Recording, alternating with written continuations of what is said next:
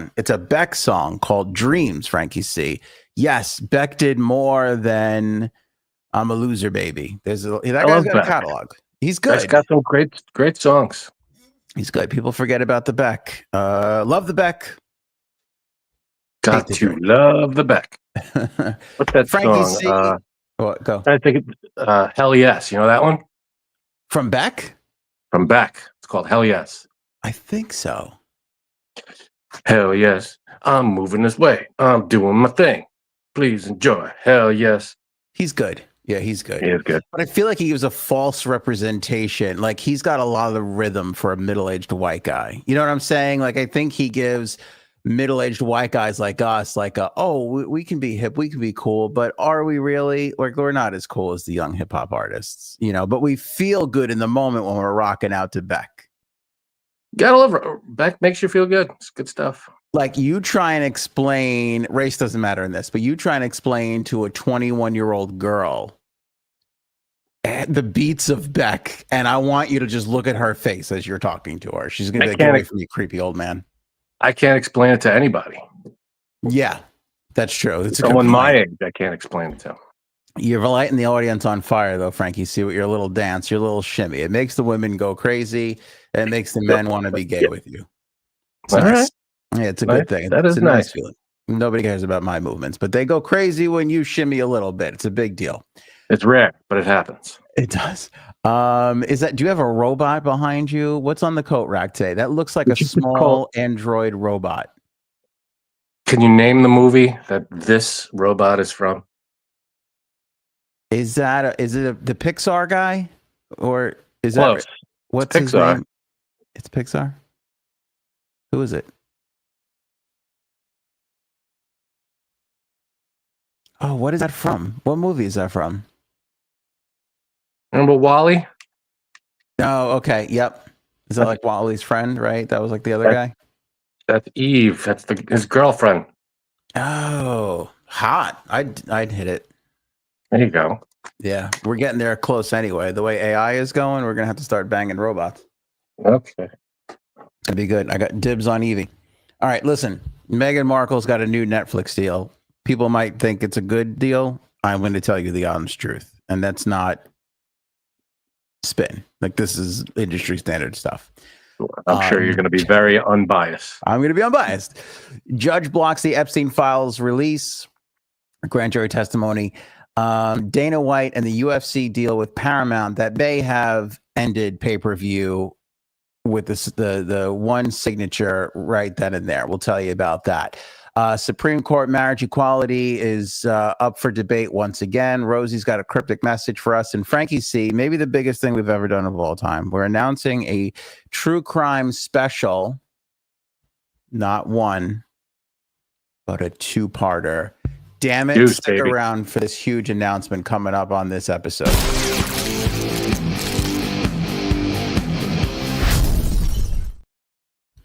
Exciting stuff. Maybe the best part about the true crime podcast episode is I won't be on it. So you won't. That is exciting. Yeah, for those of you who hate me, good news. Lots of not me and true crime intrigue on that special that's coming up. Specials, I should say. We'll get into a big formal announcement coming up at the end of the episode. So stick around for that. Frankie C, Meghan Markle has inked a new Netflix deal. The Sussex Squad might be excited about this, saying, told you fat fuck, that she's thriving and succeeding. But let's unpack it for what it really is. And the truth of the matter is that this is a first look deal.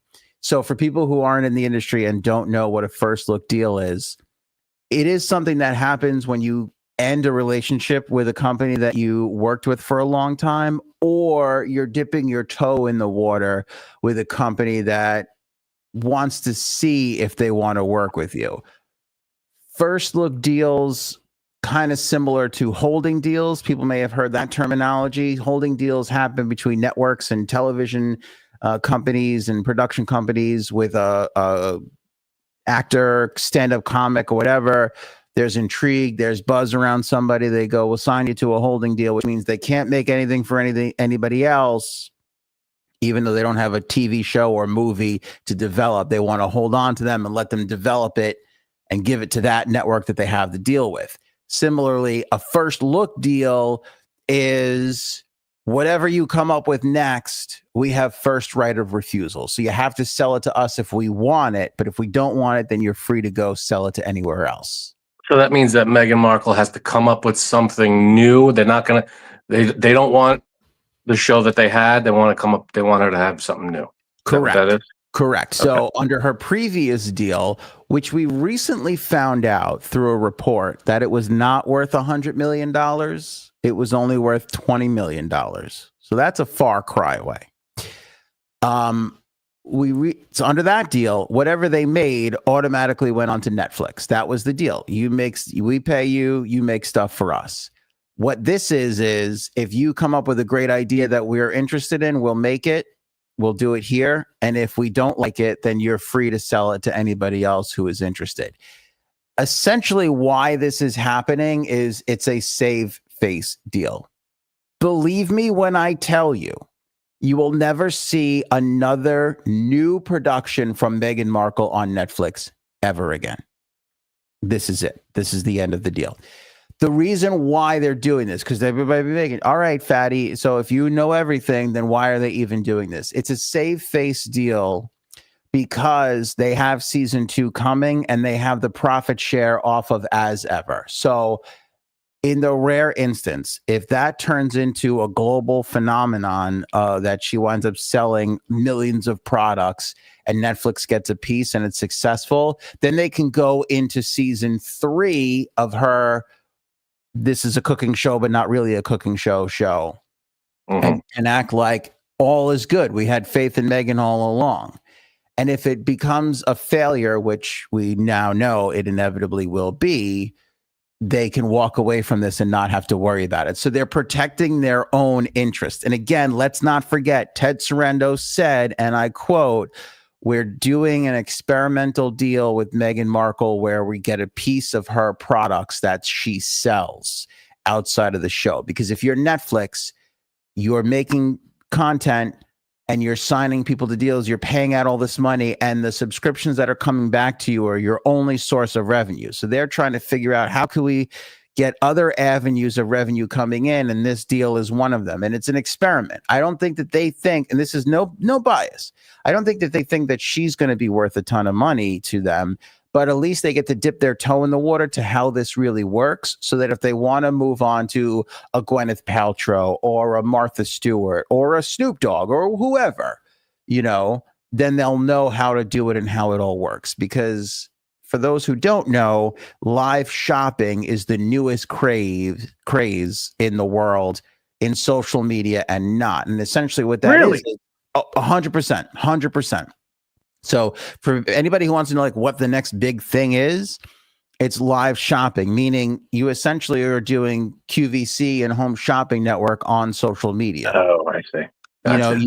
You start live like we do here, and instead of talking about content or entertaining or educating as we try to do, people are just like, "Hey, everybody, we got this new product in, and this is, we got 300 of these, buy them right now. Link in the description, link is up on the screen right now. Let's get, this is all." And then, okay, all right, hey, next thing, everybody, we got this little Superman Funko Pop thing, and these are amazing. Kids are gonna, and they're gonna go through, and the reason why that is becoming a thing is because TikTok, Instagram, they're all pulling a piece of what you can sell. So what's going to wind up happening for social media is traditional podcasts, YouTube channels, things like that are going to get put in the back burner for people that are out there selling things. Why? Because they're making money on shows like us, like Mr. Beast. Of course, they're going to make a lot of money off of that, but they're going to make even more than just straight up ad revenue share deals,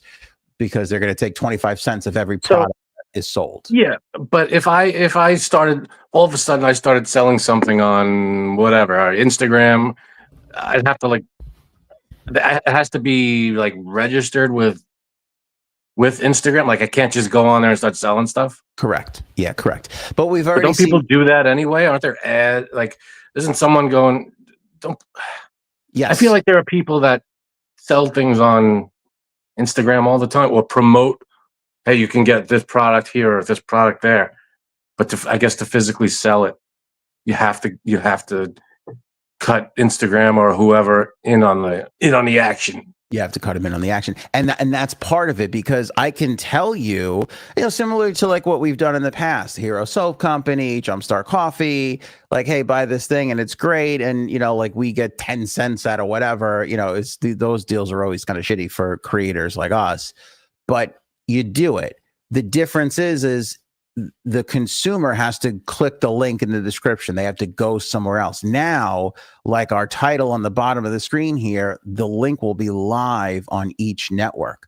So what you're going to have is good creators are going to have like 3 phones in front of them, or a virtual studio like we have, if they ever figure that stuff out.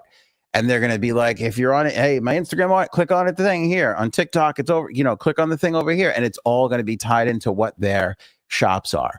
We're already seeing, like, there have been 2 people that have told me, stop doing what you're doing and just start selling things. And I'm like, I don't want to, and I never even talked to you about this. I'm like, I don't think Frank wants to just be on there being like, hey, everybody, buy this fucking toaster oven. How dare you? That's been my dream for years.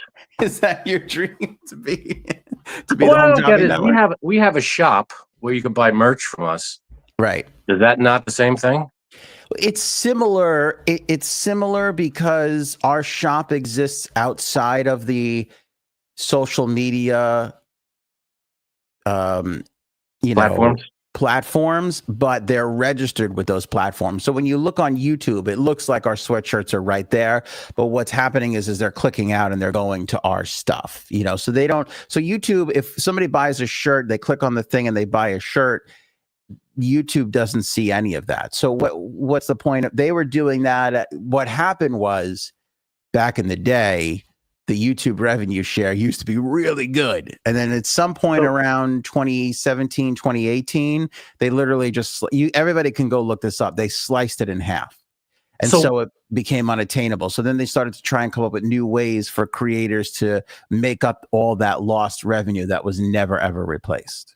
So what's to stop someone, a content creator, from setting up a shop or a website of their own and saying, click the link below to buy this pen? And you go to the link, and the link exists outside of YouTube or Instagram, and they buy it off of that site. What's to stop that? Like, why would you have to register with whatever platform? Great question. Because I'm sure probably people are wondering that too.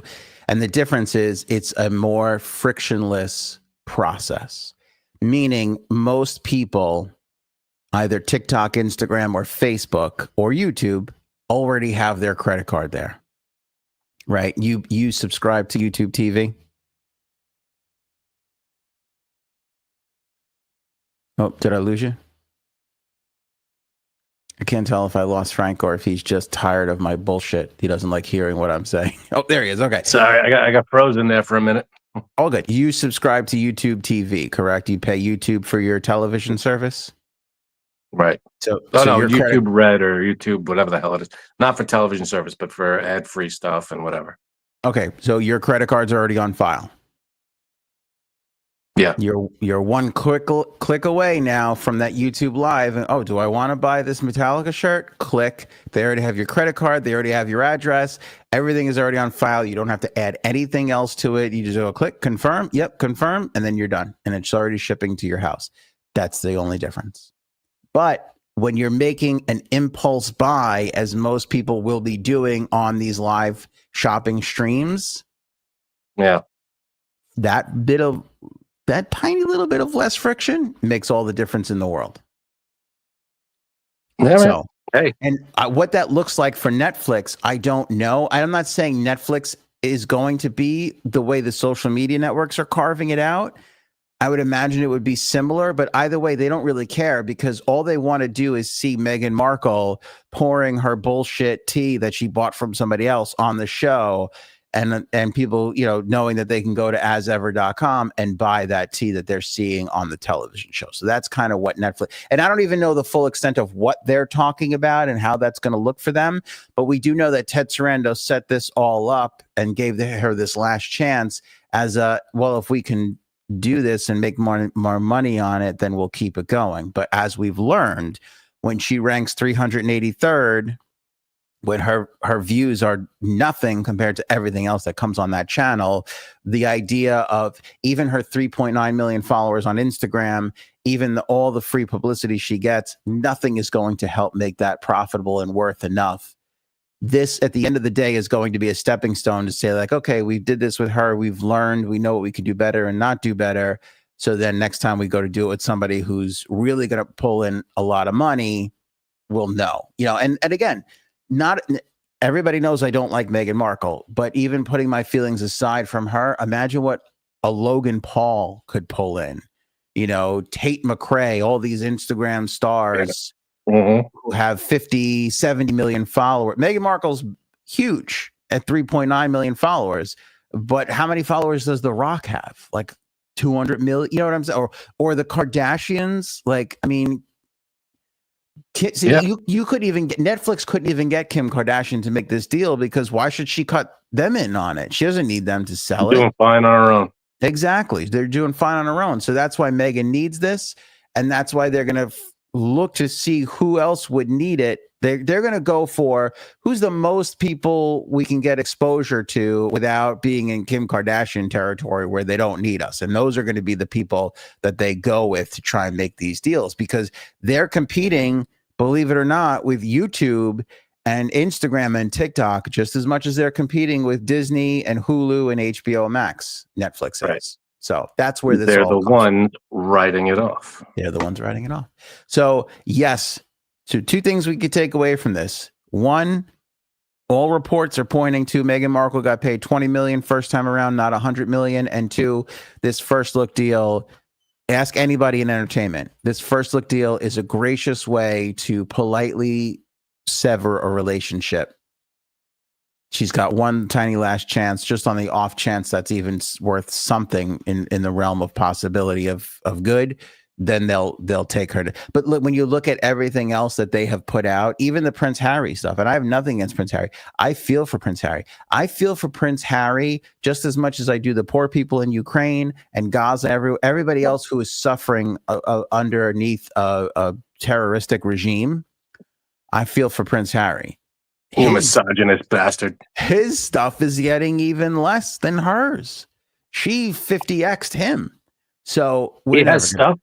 Yeah, he made a documentary on, I don't even know, his charity thing or one other that kind of blew up.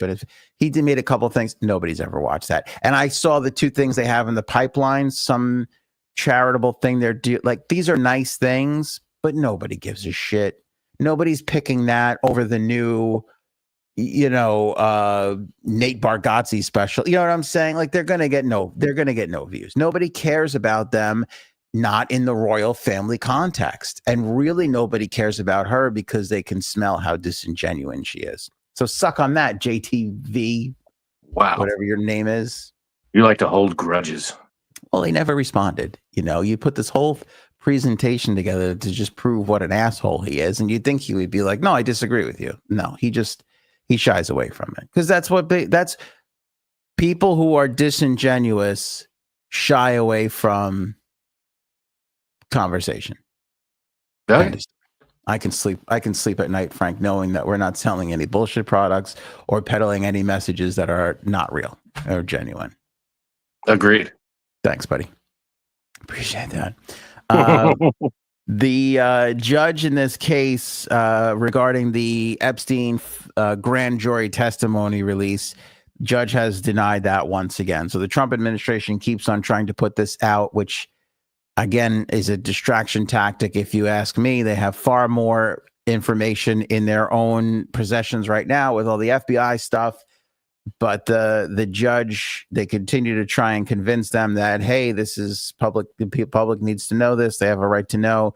And the judge's whole thing is, it doesn't matter that this is important to you or a bunch of people. The grand jury, the secrecy of grand jury is what we need to preserve. Yeah. And if we I let feel this like go, then nobody's going to feel comfortable doing grand jury testimony to see if we need to have a real case or not.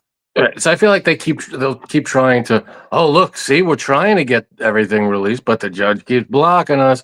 Well, that's not, we're not looking for the grand jury testimony. We're looking for the files. We're looking for the actual evidence and the list of people involved. That's not the testimony. We're looking for the files. Yeah. So, oh well, we keep trying. Judge keep blocking. No, you're not trying. You have the files. You have the documents. That's what we're looking for. We're looking for the names of the people involved, and whoever it turns out to be, left, right, center, get them all. Doesn't matter. Fry 'em. That too. Yeah. So, what?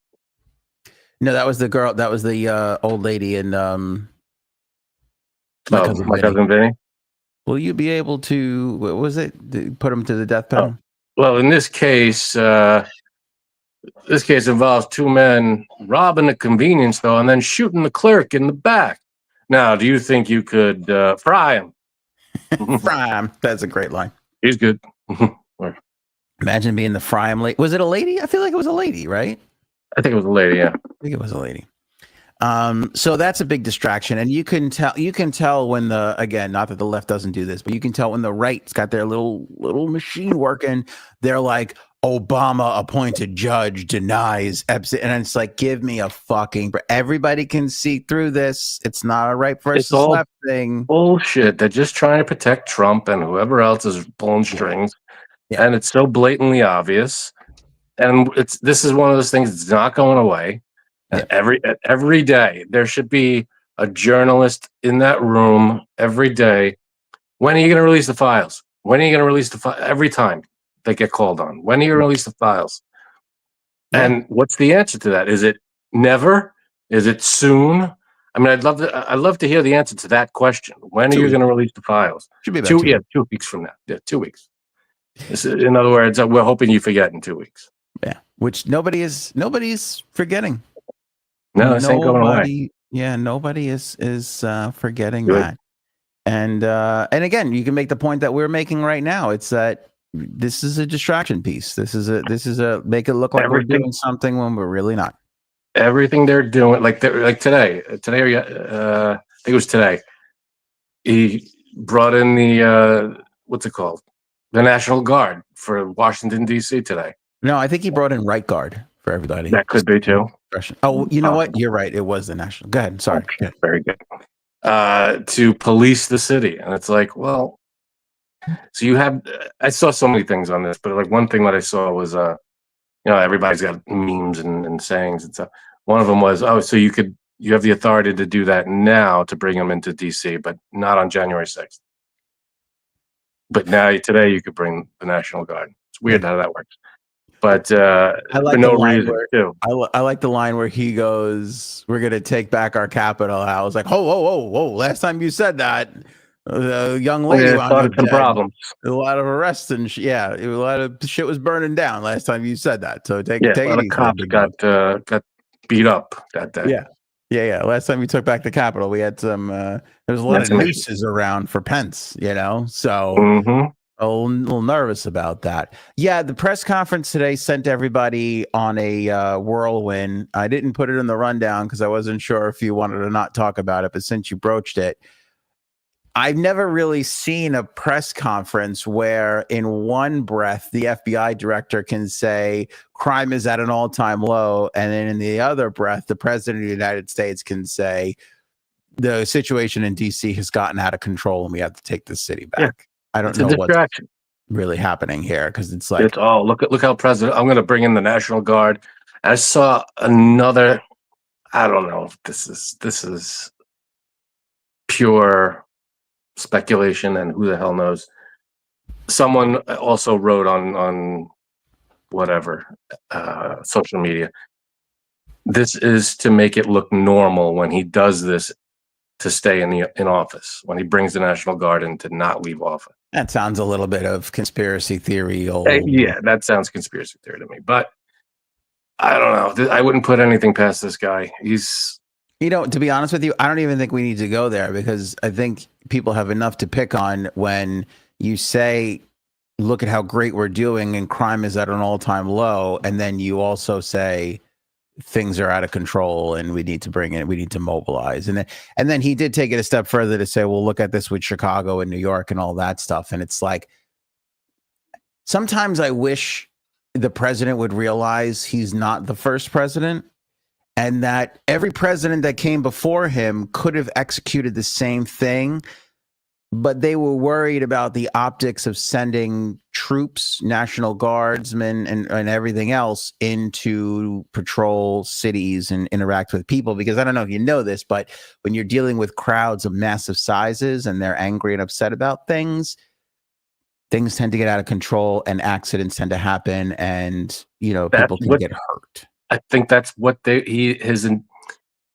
don't, you can speculate on what his intent was, but when he sent the National Guard into California illegally, by the way, without the governor's consent, that people were like, well, everything was, they were protesting and there was stuff going on, but Newsom and the police were handling everything, but he sent the National Guard in to what? It felt like he was trying to provoke something. Well, listen, and I'm not up on everything, but at least in that particular instance, we saw evidence of people getting rowdy and throwing shit at cop vehicles and putting innocent people's lives in danger. So whether it was worthy enough to do that or not, there was something there. All this stuff happening in DC, I'm not saying it's not happening, but it's not happening in a scale of we're hearing about it on the national news the way we heard about it, in the California thing. So, I mean, I understand somebody from the Doge group got roughed up, right? He got hurt or somebody got beat up who was on the Doge team. Isn't that what started all of this? So in Washington? I don't know. In DC. So I get your friend got beat up, but I don't think you need to come back with the National Guard and do what you're doing. It's another distraction. That's all it is. Yeah, he's trying to do and he has the right, huge. He has the right to do it. And I think you're 1,000,000% right. It's a distraction from the Epstein thing. That's all this really is at the end of the day. There's no reason to do what he's doing.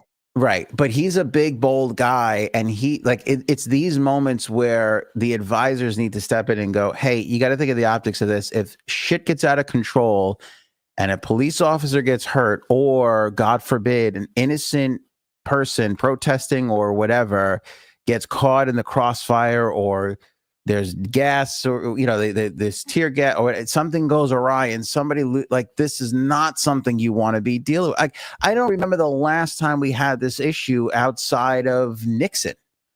Sending in the Guard in Ohio State and all that whole tragedy. I don't know. I know that presidents have mobilized National Guard for stuff, but that was an instance where it went really, really wrong. And I think that's the reason why presidents have been not willing to go this route ever since. Local authorities should be able to handle the little things here and there. Someone gets hurt, there's a riot, a protest. Local authorities should be able to handle it. If they're not, the governor has to approve the National Guard being sent in from the president. But this president takes it really, really far with the Democrats can't run their cities. And it's not that thought is not rooted in some truth, because the paroles, the no cash parole, and I mean, in New York City, we see it all the time. There's a 4-time offender just out walking the streets and, decks somebody or, harms somebody. Crime happens. Yeah, crime happens everywhere, but there is some truth to it happening, or instances of these people being re-released who should not be re-released in Democratic areas more than Republican areas. I understand that. So it's rooted in some truth. However, to go to this extreme level, again, with the potential downside of what could possibly happen amongst a huge rowdy crowd, I just don't think it's a smart move for him or any president. This should be a last resort thing. And I don't know about you, but I don't think we're at last No, resort. we're with these definitely not. He's talking about homeless people being the threat and removing the, and it's like you're calling a National Guard to get homeless people out. Yeah, you know what's so funny about that? I don't know if anybody handled a homeless issue better than Bloomberg. Because when Bloomberg came in, he really cleaned up the homeless situation, and nobody ever felt like, why is this little nerdy guy hassling homeless people? Like, nobody ever felt like, look at the abuse of homeless people. Like, they got them into shelters, they got them into mental health programs. Like, they Well, when that's the answer, it's great. But when we're sending the National Guard to kick your ass, then that's a problem. But if it's we're Bloomberg sending used the Bloomberg used the NYPD, and you never still heard like, oh, look at this police officer roughing up this crazy homeless person. when they're sent to help, it's a different story. When they're sent to intimidate, that's fucked up. But there was, you talk about Democratic states or versus red states versus blue states. There was I think it was like Alabama, red state. The governor was criticizing Newsom. I think it was Alabama. Is he Alabama or Arkansas? Criticizing Newsom. Oh, the crime rate and blah, blah, blah. I have to send in the National Guard. Of course, Gavin Newsom can't run his state, blah, blah, blah. Gavin Newsom's response was, your crime rate is literally double California's. Like that was those were the facts he came back with on the person criticizing how he's running his state. A state with arguably a lot more people than Arkansas or Alabama. I still think Newsom's the guy for 28. I don't know if anybody's beating Newsom. I just think he's the only one that's showing some balls against this guy. I mean, everybody on the left is against Trump one way or another, but he's the only one that's like taking him on head to head, blow for blow. And I mean, there's no one out there that's like, I mean, you got, sure, there's AOC, there's Bernie, but they're not. They're not going head to head as much as they're, rallying people. I mean, I feel like there's many prongs to this strategy. Well, let's be honest too. Oh, sorry. Go ahead. Okay. I was gonna say, let's be honest too. He's the only one taking on the left as well. He's the only one that's got balls to be like, hey, maybe we should look at this. Maybe we're not doing this right. Trump made a great point today. He said, they got shellacked in the last election and they're out there still doing the same old shit. And it's the truth. I've seen no new messaging. I've seen nothing new from the Democrats except, and not that he does it all the time because Gavin does fall in line with his own party, but nobody steps out of line from his own party as much as Gavin Newsom does. And I think that is what most of the country is looking for in their leadership, is not like, I can just toe my company line here. They're looking for people to be like, I don't agree with that. I think most people are here with me and this is what I believe and this is what I want to do. He's the only one I see really doing that. Maybe, but it's like, what do you, because the alternative is, if you want traditional Democratic, lawmakers running the show. I don't think anybody wants that. Or do you want Trump, who's a gigantic lunatic, running the show? I pick Democrats every time. This country wants Trump. You're in the minority. You're in the minority. And I'll tell you why. And it's not exclusive to party. It's a sad day. But it's not exclusive to party because the Republicans made the same choice. They could have easily gone with Jeb Bush back in the day. They could have easily gone with anybody else who wanted to come in and challenge Trump this time around, and they didn't. They chose him. So it's not exclusive to Democrats. But the Republicans chose him over traditional party politics. The Republicans who chose him sacrificed their morality and their. So did the Democrats. Plenty of Democrats voted for him this time around too. He picked up a lot of ground in minorities. We talked about all this. It's an old story. I know, but choosing him, how is this your guy? There's no positive. Listen, there's nothing I love positive. you, buddy. You're my oldest friend, but you're in the minority here. It's factual evidence this time. I'm actually not in the minority because if you add up the people who voted for Kamala and the people who voted independent, it's more than the people who voted for Trump. If that helps you sleep at night, I'm okay with it. But the truth of the matter is he won. He won. Yeah, I know he won, but it wasn't rigged this time, though, right? Let me check on that. Hold on. No. It was Okay, last time was rigged. 2020 yes, was rigged. totally Okay, got it. stolen. Not I don't know, rigged or stolen. I forget what's Either both. way, I guess when both. he wins, it's fine, but when he loses, it's rigged. Got it. Rigged to be stolen is Okay, basically I think what happened there. Yeah. got it. All right. So yeah, I thought the press conference today was a little bit ridiculous, and as we'll see here, now not to tip my hand on what's coming, but we talk about pendulum a lot, and we're starting to see it swing around. So, but Frankie C, to wrap up the Epstein, Ghislaine Maxwell stuff, just some housekeeping here. Epstein's Palm Beach mansion was basically not totally annihilated, but basically taken down to studs and footers and things like that, and rebuilt by a new family who, when Epstein bought this thing, it was worth $2.5 million. Now they say it's about a $60 million estate.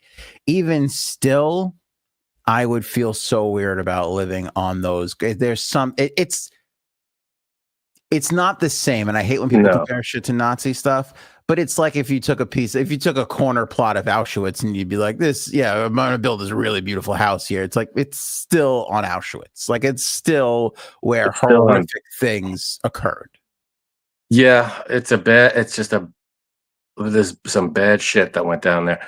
I think what should have been built there is some kind of shelter or some kind of women's shelter, organization. Something to help victims. Yeah. Now, you're a huge liberal pussy, but I have to agree with you on that, even though it's going to be a bad look for me and my new Republican friends who I'm trying to pony up to all the time. Yeah, what's up? I read the comments. I see your criticisms. They're going to, I got to agree with that. Like, think of who was the guy that ate people? Dahmer? They tore down that apartment building and turned it into like a park or something, like nice for people to try and turn it into a positive. I can't help but think that that's the right way to go for shit like this, Exactly. That's just you can't.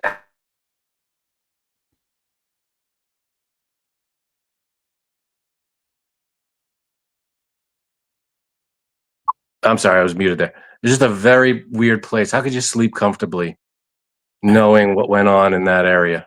Yeah. Yeah, because you ever have a family member die in your house, or like a house that you're like a family or another family member's house, you start to think of it at random times. It just comes up and you're like, oh, remember grandma, how great it hits you. You can't help it. I don't know how that shit doesn't hit you on what happened in this space. Like what was going on here? Yeah, bad shit.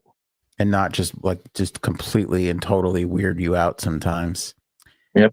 I think, was there one other thing? Oh, last bit of Epstein, Ghislaine Maxwell news here. There's a claim out there, and this is according to the Daily Beast. An inmate who bunked with Maxwell said it was common knowledge that Jeffrey Epstein's co-conspirator wanted a pardon from President Joe Biden. Ghislaine Maxwell supposedly, according to this inmate, if we're going to believe her, tried to offer President Biden's team dirt on President Donald Trump during the lead up to the 2024 election. Again, take that for what it's will. Don't know how true it all is, but this is what an inmate is saying. I don't know how we could. I wouldn't be surprised if she theorized this. Again, now she's talking about how President Trump had nothing to do with anything and never did a bad thing around her and all this jazz. She's just going to play to whoever can get her out because she's a piece of shit. And that's what pieces of shit do. They never take accountability for any of their actions. So exactly. I'm not saying the inmate's a liar, but either the inmate's lying or Ghislaine's a piece of shit. I'm willing to put money on both. So, that's the end of that thing there.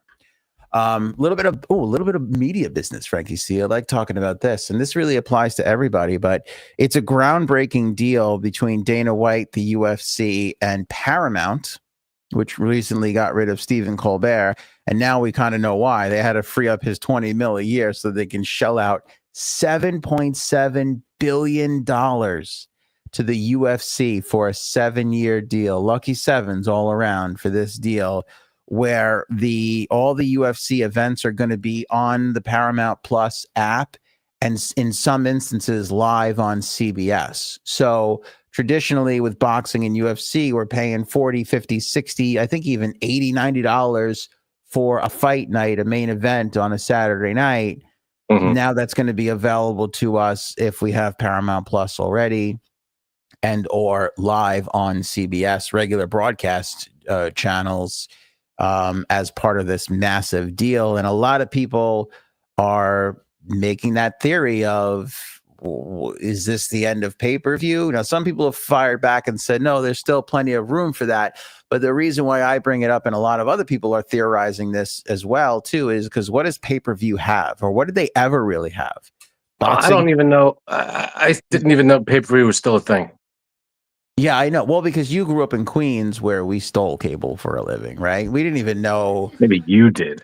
Well, that's true. I didn't even know you could legally pay for cable. I didn't. When I first saw a cable company, I was like, what are they? Those are the people we steal from. I used to say, like, I thought you paid the guy in the alley. That's what we were used to, you know. I wish I was making this up. It's all totally true. Literally for the first 23 years of my life, we paid some guy in an alley for cable. Like, that's literally what happened. Like, I didn't know you could pay for real cable. There was very few alleys in our neighborhood, but when you found the alley, there was the guy. There was some dude there with a trunk full of cable boxes and all sorts of weird material. But yeah, so what I was saying was UFC fights, boxing matches, and wrestling, the WWE, you know. And now when you look at that landscape, boxing has moved to DAZN, which is like an app that has boxing. They still do pay-per-views, but they're kind of it. I tell you, I got no interest in any of those. UFC has moved to Paramount now, and the WWE is on, I think, Netflix and Peacock. I don't know. They're also piecing out all their stuff everywhere. They're weird things. I have no interest in boxing, UFC, or WWE. Yeah, but that's it. That's essentially it. Or you went to a bar that had all that stuff on their TVs anyway, and they were buying these big packages. Like, what else is there? What else is on pay-per-view? I don't know if you remember this, but there was an Olympics that was entirely on pay-per-view. Do you remember that? Back in the 90s, one of the Olympics was like That's all terrible. on pay-per-view. Yeah. Did it work? Did the people buy? I'm sure some did. I watched it on illegal cable. I don't really know how successful it all really was. So, but then NBC started buying it because they realized they could make more money selling advertising on it and everything else. And plus, I don't think a lot of people bought it, or else they would have tried to make the move back to broadcast TV. But we live in these really interesting times where the only real valuable properties in media anymore is live sports. And we'll stretch that definition all the way to wrestling, you know, because that's it. You got to tune in to find out what happens. Outside of that, everybody's just watching stuff on demand, fast forwarding through commercials, taping stuff. We don't even have cable anymore or broadcast television. We just stream in our house. That's it. Just what, YouTube and what do you do? Hulu? Well, the streaming platforms: YouTube, Netflix, Hulu, Disney, all the HBO. We just have the streaming stuff. All the TV shows that we want are on there, and movies, they're all there. We don't. Yeah. There's some live stuff, but nothing. Last time I watched something on live TV, I feel like it was the New Year's Eve ball drop like 3 years ago. I don't even know. I don't watch any live TV. There's nothing on that I can't access when I want it. Yeah, you don't really, and you're not a big sport. I mean, I know you're a sports fan, but you don't really watch all the games until they. No. Right? Yeah. Not a big sit there and watch the game guy. Yeah, I mean, So for somebody like you, how do you get them to sit through commercials? Like, how do you get Frank or people like Frank? We have commercials. We have not every streaming. We don't have the top of the line streaming service. We have the basic setup for these things where there's commercials. Same. We don't have the commercial free setup. I bought the Disney, Hulu, HBO bundle and paid for the commercial version of those. Literally, this is not. I'm not happy to or proud to say this, but literally, I was like, I'm going to save $4 a month. I don't give a shit, and that'll give me a chance to go to the bathroom, go get a drink. Or the real reason, pick up my phone and start scrolling TikTok and Instagram. That's the real. You can pause. It's streaming, right? No, but I'm saying like I have to watch that. They put a minute and a half of commercials into the Oh, shows. so it kind of forces you to stop watching the show for a couple minutes. Yeah, because I'm like, screw it. I'll save $4 a month if I could do this while you're playing the commercials I don't give a shit about. Right. Okay. I could see that. It just makes. I got so mad the other day. What was I watching? We were watching something, and they kept on showing us Pampers commercials, and I'm like, we're not. This is a waste. We're not buying Pampers. Show me something that I might buy. Well, they don't know you're watching. They do though. I mean, I'm agreeing to all these cookies everywhere. They got to know what I'm fucking into. They can't give every household a different commercial, right? Yeah, they really can't. Anyway, they can. They can get pretty close. They could do that with ads on social media, but I don't know about. Oh, absolutely, 1,000,000%, 1,000,000%. So we could be watching the same show, and your house is going to get different things than mine. Yep, 1,000,000%. Some not so much. Like if you watch The Bear has like they have what do they call those? Not attachments. I can't remember the terminology. Adjacencies. They have a sponsorship that's tied into the deal of the show. So like if you're seeing characters of the show in a commercial, everybody's probably seeing that. But every streaming service, like local TV, local cable, has 30 seconds or a minute or whatever, X amount of time allotted to show whatever specific commercial. And that's why, especially if you're seeing a commercial for something that's in your neighborhood, no matter where you are, nobody else is seeing that other than the people that are. That makes sense. I get that. But all the social networks are all tied into that. So if you are on YouTube, if you watch YouTube and you agree to YouTube terms of services, when you're downloading that app, you're essentially telling them that the cookies they capture for you, they can use to not only serve ads to you while you're watching YouTube videos on your phone or your Kindle or your television, but they can sell that profile, not your data, not your name and phone number. They can sell that profile to Hulu and Disney and HBO, and then they know, okay, Frank's into weird robot sex with Pixar robots. We'll sell him this sexy robot T-shirt. Get out of my head. That's what they do. So that's how that stuff kind of goes along. I was touring a product the other day, which was essentially that. It was serving up ads to people. And what happens is if you go somewhere, Frank, and you go on, say, a bar's Wi-Fi, right? You're in a bar, you're doing trivia, you go on their Wi-Fi. Now you've accepted the terms of their Wi-Fi, right? You go to like McDonald's, everybody accept Starbucks, I accept the terms. And you're scrolling on your Instagram and you click on a New York Rangers shirt, you're like, oh, let me see if I can buy this Rangers shirt or whatever.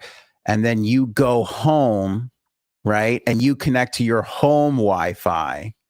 And then Erin, 2 days later, without you even in the room, is watching something on her own laptop, and up comes buy tickets to a Ranger game or buy this Rangers jersey or whatever. You literally, like a virus, took that cookie home with you and spread it to your home thing. And so everybody who's on your home thing will now get served like an ad like that. They could literally do that today without question. That's available to people. Crazy. It's crazy. And for this whole thing, I don't know where we're going with television, because the amount of money the streamers and all these places are doling out to these sports entities is insane. I mean, you look at the NFL, they've sold local packages to NBC. NBC has the Sunday night game. Then they sell the Monday night game to ABC and Disney. Then they're selling Amazon the Thanksgiving game or the Black Friday game and the Christmas game. They're selling to them. Then Netflix is buying the Christmas. Like, they're finding ways to make money and make deals with every entity. And the people, not that the people who are suffering, but it's the fans that are like, all right, shit, I got to buy Amazon. I got to buy Netflix. I got to buy this. I got to buy that. If I want all these things, and it's like, this is basically what you're going for. You made a comment on the WWE, and I saw some stuff in the live chat a second ago. People are complaining because years ago when the WWE abandoned pay-per-view, they started their own network, and it was $9.99 to get the WWE network. I forget how we even watch. I think they had their own apps and everything that you could watch it on. and it was their whole library and all their pay-per-views, and everybody was like all crazy up in arms. And now they've done the wrestling fans did math, and it's like Monday Night Raw is on Netflix. The pay-per-views are on Peacock now, and they might be somewhere else too. I don't even know. And so if you want to watch, if you're a hardcore wrestling fan and you want to watch every single thing, they tallied up what you're going to have to spend on Netflix and all these fucking, it's like $40 a month now just to watch your wrestling anymore. Because they've figured out a way, I can piecemeal my product out and make that much more from everybody.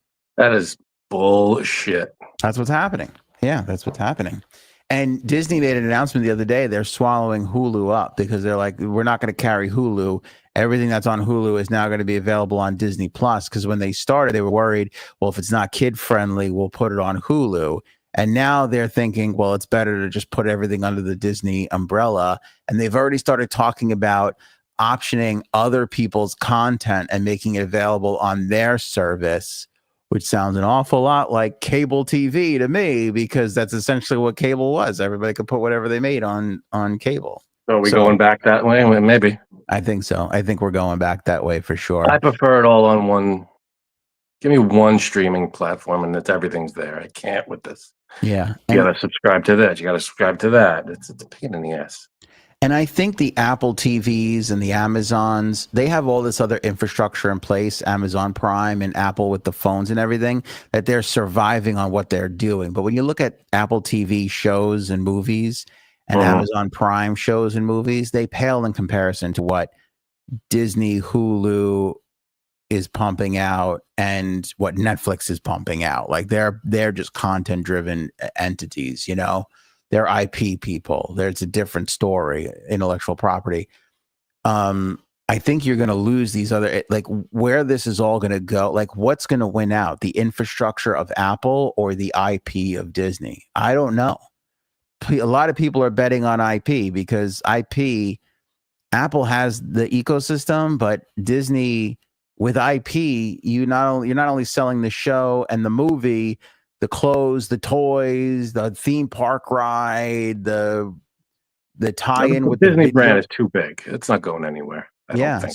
So a lot of people think that the IP is going to win out eventually. I don't know, but all I know is that these sports entities are cashing in, my man. They are cashing in. Yep. All right, let's Here's a big load of bullshit. Yeah, we got to get to our true crime thing. So okay. So years ago, do you remember this Kentucky clerk that refused to give a marriage license to a same-sex couple? That sounds familiar. Okay, her name was Kim Davis, and so she was the former Kentucky clerk who violated this gay couple's rights. She's petitioning the Supreme Court to revisit their landmark decision because it was their decision that basically allowed same-sex marriage to be legalized. Right, exactly. So she's come out and slammed that ruling as legal fiction. She's 59 years old. She served 5 days in jail back in 2015 after she refused to give this gay couple, David and David. That's pretty funny. Sounds like a morning show. David and David in the morning. So this was after the Supreme Court legalized the same-sex marriage nationwide in the Obergefell and Hodges case. Obergefell versus Hodges. Anyway, she was subsequently ordered to pay $100,000 jury verdict for emotional damages and $260,000 in attorney's fees. She's asking the Supreme Court in a 90-page filing that she put in last month to review a lower court's 2022 finding that says she violated Ermold and Moore's constitutional right to marry and revisit its decision in the same-sex marriage case. Liberty Counsel, the nonprofit law firm representing Davis, wrote in the petition, quote, "If ever a case deserved review, the first individual who was thrown in jail post Obergefell for seeking accommodation for her religious beliefs should be it. Davis was jailed, held before a jury, and now faces crippling monetary damages based on nothing more than purported emotional distress." You're a Um, judge. Your religious beliefs have nothing to do with your job. well, she wasn't a judge. She was Or a clerk, yeah. whatever. You work for the separation of church and state. You work for the government. You do your job. Your religious beliefs are yours. Doesn't if you can't fulfill your job, then because of your religious beliefs, then that's two different things. So you can't cross that over. So their argument, again, according to these lawyers, is that Davis's rights were her rights to refuse them the license were protected by her First Amendment rights to freedom of speech and religion. And then here's the problem. This is why everybody's freaking out today. The petition also asks the justices to consider whether or not Obergefell and versus Hodges and the legal fiction of substantive due process should be overturned. So not only are they asking for her to have the ability to not pay the damages that she was ordered to pay, but they're saying, hey, you need to revisit that case altogether and reconsider it, which is why everybody went into a panic today that same-sex marriage could be overturned, judging by this Supreme Court. Now, personally, I feel like we've seen some of these justices. I'll cite Amy Coney Barrett for being somebody who hasn't been afraid to go against the conservative tide that she's in on to make some calls. Like, people have accused her of being a Democrat, like when the decisions haven't gone their way. So I think it's okay. That's when it comes safe. to a woman's right to choose. Yeah, I think it's safe, but to the point that you just made, with this Supreme Court, nothing is guaranteed. So I don't think this is typical left-wing crying hysteria. I think there is reason to be a little worried about this, and it really makes me fearful because it does. And this is why I get mad at liberals. They cry wolf a lot, but this to me is an instance where we really have an opportunity to go backwards here. And I really hope that we don't. It's every day. They want to go backwards. I feel like the right is always. Don't they ever get tired of being on the wrong side of history? I mean, every time there's a major thing about a minority group, any kind of group that gets getting oppressed, it's the rights, like, it's insane. Transgender people, gay people, back in the times of civil rights, it's always just stop. You're on the wrong side. You're on the wrong fucking side of history. If you oppose gay marriage, you're on the wrong side. So that it's 20, 30 years from now, we're going to look back, and go, what the fuck were you thinking? You opposed gay marriage? That's so stupid. What are you doing? It just doesn't make any sense. What is your argument? There's no argument. Everybody has equal rights. What is so hard about that? Well, what's interesting? Their argument is that argument, meaning what they're saying is she has her First Amendment right protects her freedom of religion, is what they're saying. No one's stopping her from practicing her religion. Let me finish.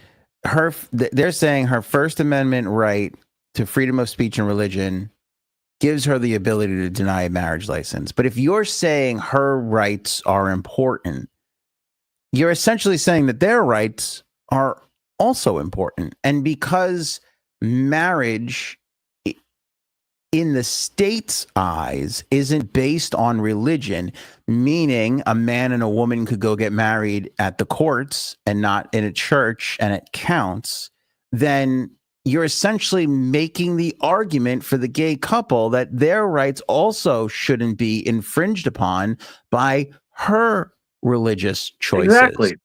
So I don't know. I understand that what their attempt is, but I think that their argument is actually proving themselves wrong. Because just because she's religious doesn't mean that her rights are supersede their rights. Exactly. So right? It's not exactly. So even if this isn't even about the about getting married in church if they wanted to, which I think they should be able to, but that's a different topic because this is about being married legally under the government. Right. And that has nothing to do with anybody's religion. Right. I mean, it just doesn't. So your argument is not based on because you're religious doesn't mean that they have to not do something. You know, it's not your religious beliefs should not affect this person. Right. And also it's a job too, right? So she has those rights. She has a First Amendment right. So if she wants to stand on a corner and with a sign that says gay marriage is wrong, we may not agree with it, but she has the right to do it. I don't know if you have the right to not do your job, especially when it comes like, all right, if for a private company, you have a right to not do your job. They have a right to fire you. But when you're working for the government, you got to do your job. Like, even if you don't agree with what your job entails, you put your personal things. It has nothing to do with you. You can't do the job. If you can't do a part of your job, then you shouldn't have the job. It doesn't matter if it's based on religion or your feelings or whatever it is. Like, it would be like saying, I don't feel like giving you a marriage license because you just look like a mean person. It's like that argument wouldn't work either. No, because you're gay shouldn't. It's the same. It's this in the law's eyes, in the state's eyes. I don't like your face and you're gay is the same. Doesn't matter. Doesn't matter. Your job is to sit there and stamp the fucking papers. Do it. Exactly. And she has no leg to I feel like there's no argument. Well, easy. She lost a leg. So that was insensitive. Okay, I'm sorry. I'm kidding. I think see, now I don't know what I was going to say. You fucked me up. Sorry. I had something and it's gone now. Damn it. It sounded like it was going to be good. It was going to be great. Yeah. Oh, so nobody's stopping her from practicing her religion. Nobody's saying you can't be whatever religion you are and you can't go to church or synagogue, wherever you're going. You could practice all the religion you want, but you can't affect other people. You can't infringe on other people's right. What's the criteria in the country for being able to obtain a marriage license? I mean, I don't even know if you have to be a citizen. I don't know what it is. That's like saying, what if my religion said I get to walk down the street and punch anybody wearing a blue shirt? Is that exactly? So my religion says I could do it. Seems pointed. But no, in this country, we have laws that stop you from doing it. I don't care. Your religion could say it and you could practice your religion, but once you punch someone in the face, you're getting arrested. Right. So once you deny someone their rights, that's a problem too. That's the same thing. It might not be a physical attack, but it's an attack nonetheless. It's just because your religion says to do something or not to do something doesn't mean you just could do whatever you want and say, oh, my religion says this or my religion says that. It doesn't give you a license to do anything you want. Yeah, look what you started now. Mercury wants I'd love to have that religion. See, now she's going to go out there and start punching people in the face and be like, I worship Frankie C. This is part of it. You can't. You're not going to know that. No, I don't get that. Only podcast hosts wearing a blue shirt. Right.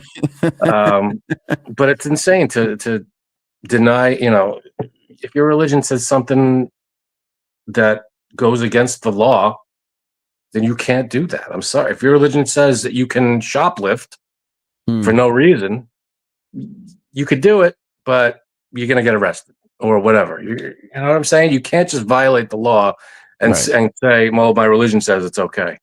All right, this is a harsh accusation, Frankie C. from Brooke, who says, I don't think they read the chat. I don't know what just happened. Oh, are we at the nexus of the universe? At the corner of First and First. How could the same street intersect itself? Brooke's instincts are not off, though. I feel like we have not put a lot of we're in the chat. We're in the chat. We have not put a lot of comments up on the screen, and there have been some good ones. I apologize. Robin put a bunch of salads in there. We get it. I get that. Why? I don't get that. Why is because stealing salad is J-Sab's religion? That's true. She can't.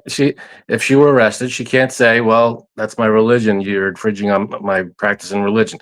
And the police are going to go, "Too bad, you stole. See you later." Christella, we feel neglected like cucks without a chair. Well, let me give you one of these. Oh, Hold on. Let me give you one of these. A standing cuck. That's Cuck alert. that's worse than a cuck with a chair. Could you imagine? Standing cucks only. Stand here and watch you pound my partner? That's right. You just fucking stand there. Don't sit. Don't even lean. No, you don't get a chair. Yeah. We need a cuck alert sound to go with the visual, you know. You like one of those submarine whoop, whoop, one of those. Cuck alert, yeah. Something like that. Yeah. Right. Work on that. Yeah, I was just gonna ask you to do the same thing. Well, not it. Yeah, but you're the artistic guy. Everybody knows you make the things. You make all you made the goddamn show theme. You know, which you have to put out. We do. You're never putting that out. It's never going out. Maybe it'll be out this time around. You never know. You never know. I think I know. Pontificating? Pontificating. Is that like pontificating, but for cucks? I guess so. Interesting. All right. So, yeah, Supreme Court, get this one right. Keep marriage for everyone. For the love of God. I don't want to live in a country where we go this far back. With all the shit that is debatable and everything. We already live in a country where women have lost their rights. So anything's possible at this point. No, I didn't think about that. There could be an upside to this going backwards thing. What if we get that vote back from the women so they don't vote anymore?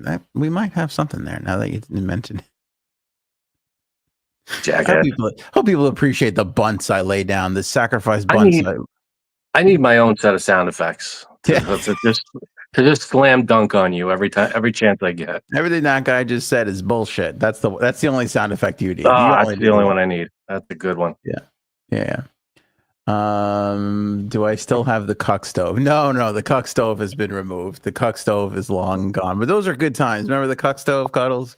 We had our old stove sitting around watching our new stove do all the work. Those are good times. Poor cuck stove. Fucking Paul. Separation of cuck and state. Come on. Is that the winner? Separation of cuck and state. Nobody's topping that. That's even Cuckonomics 101 is really good, but that's not separation of cuck and state. You things are. That's so good. We should write that we should put that in the margin of the Constitution. Of the what? The Constitution. Of the Constitution. It's just separation of cuck and state, Put it at the end there somewhere or in the margins. A little PS. Mm-hmm. Next is mixed race marriage. They want it illegal. I mean, it's a ludicrous statement, but it's not really, It's not far-fetched for them to go after. It's insane. Yeah. This is the insanity of being on the wrong side of history. You look at it and you go, what the fuck are you talking about? How could that be a thing? How could that be possible that people want to go backwards like that? This is what I talk about when I talk about the pendulum. And this is why I say to you all the time, like, just give it some time, because these we keep giving it time and more shit keeps coming out that's ludicrous. But everybody is so let me just give this example before you jump down my throat. Here we go. Yeah, attack the Democrats. Go ahead. They're so intent on proving Trump is a shithead and trying to get him out early that they miss the big picture of really almost practically nothing is going to get this man out before 4 years. And if you just give them enough rope, they will hang themselves, meaning by the time the midterms come, if they continue to go where they're going, they'll get decimated and then they'll lose the general in 2028. And it's the Republicans this time, and then next time it'll be the Democrats are the ones who take it too far and do things that get too crazy, which is how we wound up with Trump in the first place. Okay, go ahead. Like what though? What is so bad about I mean, this is a big question, so I can't. What is so bad about the left that everything is not worth? I mean, crying. The crying. The vegetarianism. Is that worse than people losing their rights? The Subaru driving.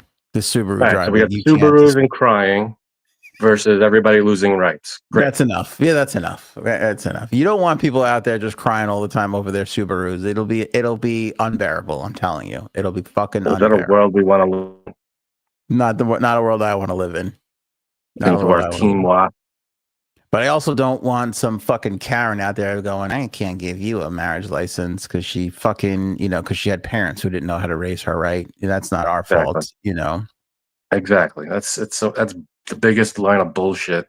Yeah. Yeah. Like this, again, there's any topic you bring up, any topic, you can have right and left argue over it, and you can talk about different things, and people can feel passionately about it. To me, this is just not one of those topics. This is human basic rights. If we're going to talk about every citizen has the right to these bunch of things, just because you're gay doesn't mean that ain't you. You know what I'm saying? Exactly. It doesn't preclude you from that. This is basic to me. This supersedes, not to say that the other things that we don't have to deal with in society aren't serious problems. The transgender people are obviously going through a tough time right now. I'm very empathetic and sympathetic towards them. I feel really bad for them right now and what they're going through, but they should be allowed to marry whoever they want, whatever they want. It does, it's just that this is basic. This is absolutely as basic as I can say and do and preach and talk about whatever I want to talk about. It's right along those lines. If you ask, there's a lot of basic stuff that the right is getting wrong. So this is one of them. I don't disagree with what Brooke says here. Republicans cry more than Democrats. Trust me. The reason why Republican crying is worse is because they act like the tough ones all the time. And when they lose, they cry even harder. But case in point, we didn't bring this up. I didn't talk about this before, but JD Vance was on Fox News and Maria Bartiromo, and they were talking about how they're handling the Epstein thing. And he started going on and on about the Democrats, and the Democrats covered this up, and the Democrats, and it's just like, guys, get the fuck out of here. No one's buying that. You're in the middle of handling this in the worst possible way, the worst way possible. And you're going to sit there and go, well, we'll go with the Democrat. Like, no, just you are wrong. What would happen to JD Vance if he came out and said, I don't care who's in it, release it. I don't care if it is President Trump, release it. What would happen? Would he get fired? He wouldn't be allowed. He wouldn't be allowed back at the meetings. He wouldn't be allowed Big to deal. go into the He'd be a hero. No, maybe not a hero, but he'd be held up by both sides. Both sides would embrace him and be like, yeah, do what the vice president said.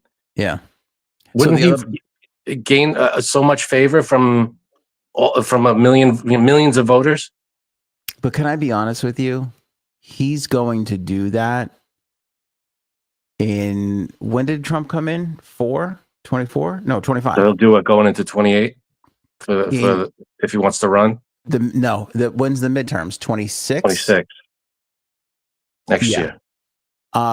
December or November, the day after the 2020 midterms, you're going to start to see JD puff up that chest a little bit more. Oh yeah.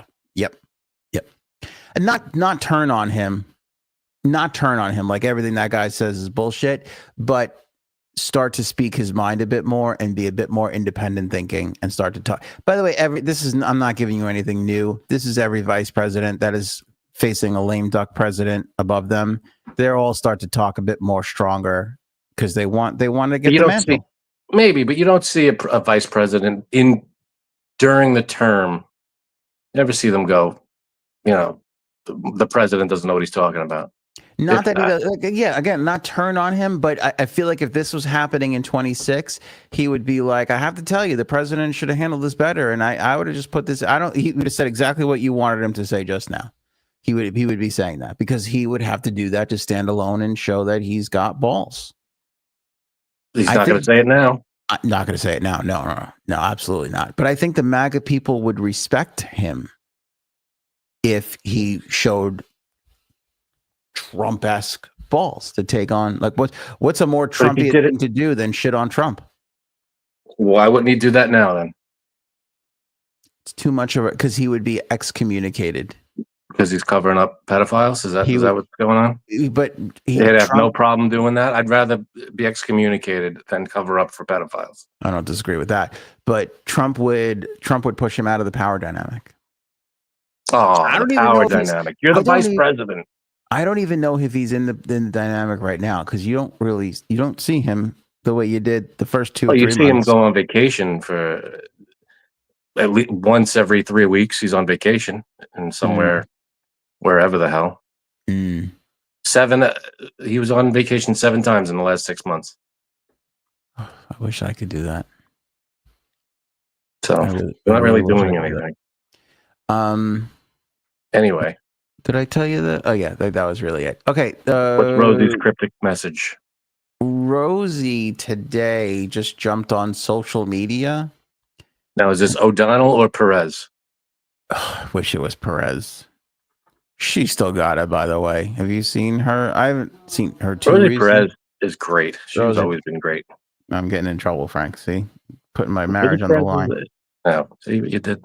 To be honest with people, I hope the people can appreciate it. I spent the whole episode getting yelled at by Frank. Now my wife doesn't want to have anything to do with me. I hope everybody appreciates what I'm doing here. But no, it's Rosie O'Donnell. She just jumped onto social media today and gave us this cryptic message. Black out the system. Black out the system. Blackout? I don't know what that Black out the system. Black out the system. What does that mean? Do you know what that means? Do you have? Is there anything written? Black out the system. No. Black out the system. It's very deadpan and serious.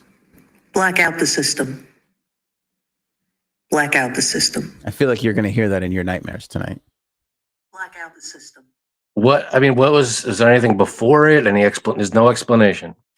No explanation.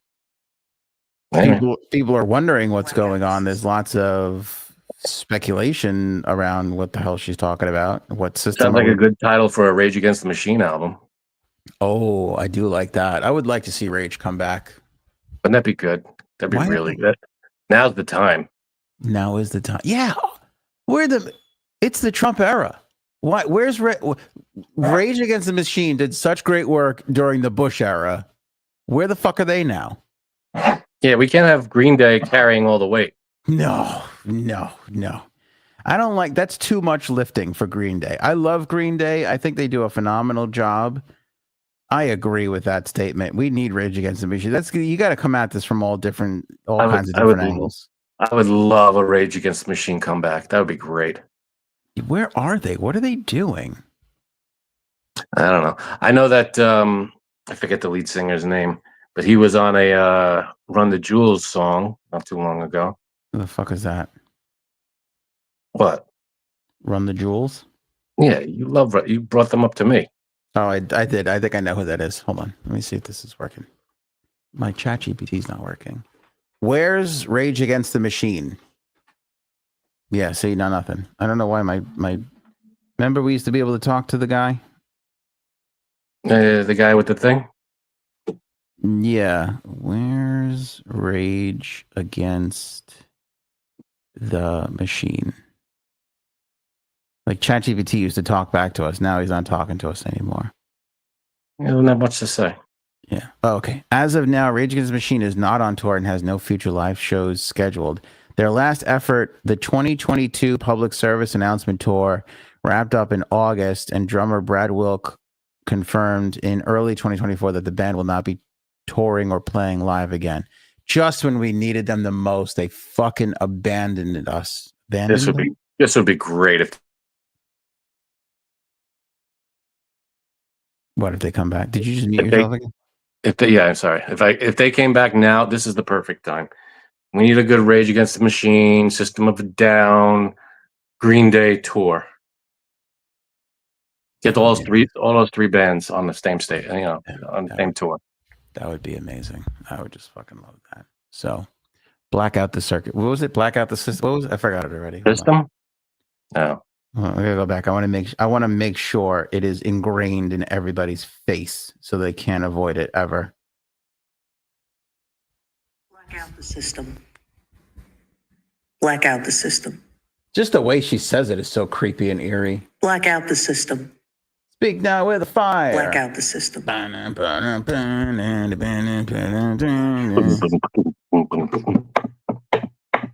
Is it sleep now with the fire or speak out with the fire? I don't fucking. I think it's Bulls on Parade. Bulls on Parade.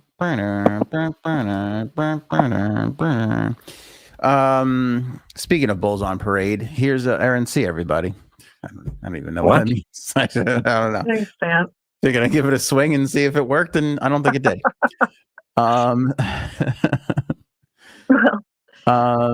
Look at Paul Cuck's addiction. Sorry. Oh, I get it. What was the other one that was here? 9-inch cuck. 9-inch cuck. That's good. Cucks against the cuck. That's good. Spinal cuck. System of a cuck. What's up, cuck? What's up, cuck? All right. Stop it. We have important thing. Oh, before we get to our major announcement, I didn't put this on the rundown, but Erin shared with me. This is amazing. I didn't read this article because the headline is enough. Where the fuck is it now? Okay. Is this real? Yeah. What? That's not real? Oh, it is real. No, it is. Okay. TLC confirms that No Scrubs was also written about Dave Coulier. That guy had more songs written about him in the 90s than someone else. What kind of magic penis exists on Dave Coulier that he has turned two of the 90s most incredible pop sensations ever, TLC and Alanis Morissette, to write massive hit songs about him and his magical penis? I don't. Apparently, it was the part about hanging out the passenger side of his best friend's ride. Apparently, he yelled something to them while John Stamos was driving, and they were like, I don't know. They just started writing No Scrubs. Did he live at home with his mama? Oh my gosh. Unconfirmed. Yeah. Is that really how it happened? Because that Stamos is his best friend. One can only assume it was him driving. Did he have a shorty, but he didn't show love? Maybe that's what we should be deep diving and reaching. Dave Coulier must be sitting on a fucking 12-inch dick for him to have the balls to catcall one of the good point, but to him to have the wherewithal just to take a swing at one of the TLC girls from a moving vehicle. That's confidence unlike we've ever seen before. I mean, really. Yeah, but and then he didn't know he was going to have a whole song written about. But No Scrubs. When was No Scrubs? 97? Oh, who the hell knows? No doubt. And what's it called? Alanis Morissette song had to be in the mid 90s, 94, 95. I was gonna say 94. So he's 3 years coming off of maybe one of the biggest hits of the decade. It's time to shelter in place. Stop. Don't go out there and keep doing just keep writing songs about me. Everything I do. Yeah. The hell? That guy. I'll tell you what. There's very few penises I'd really like to see. I'm kind of curious to see what Dave Coulier is packing right now because it can't be his personality or his face. You think he calls it his woodchuck?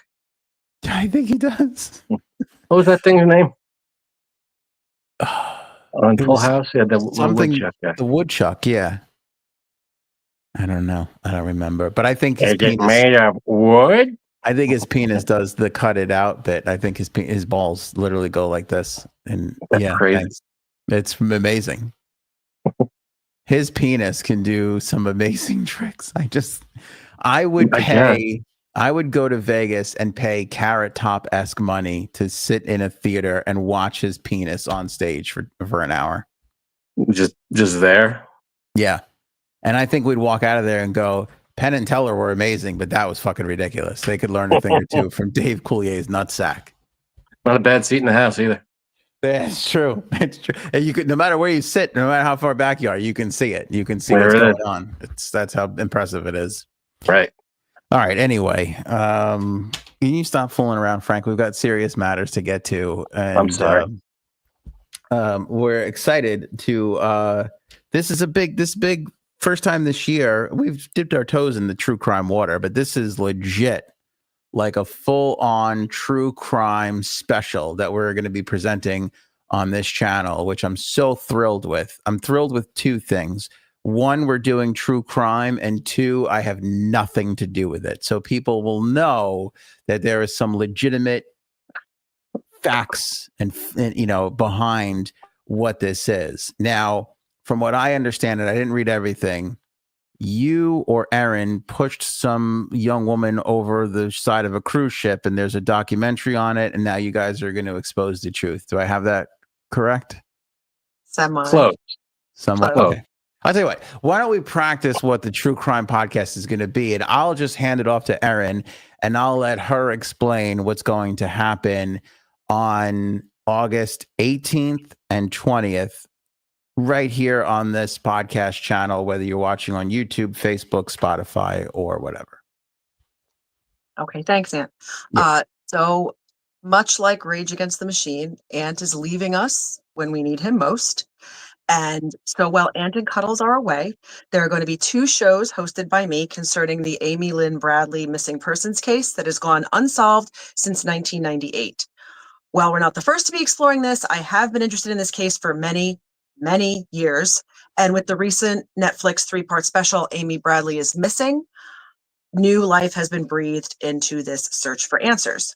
So Monday, August 18th at 8:30 p.m. will be part 1. This will be a pre-recorded, non-live catch-up of the case. It will include an overview, the timeline, the 3 prominent theories on what happened, the sightings, the picture, discrepancies, and a summary. This will not be a nitty-gritty, detailed, thorough retelling of the case.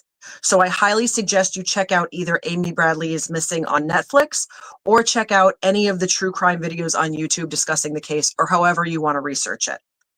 The second part will occur on Wednesday, August 20th, also at 8:30 p.m. This will be a live, interactive, mostly unscripted chat amongst us, discussing whatever you guys want to discuss. Whether it's how involved the cruise employee Yellow was, to whether certain eyewitnesses' accounts are to be believed, to even if she could have left her room with the open balcony door without creating a wind tunnel that would have woken up her brother. There's lots to discuss.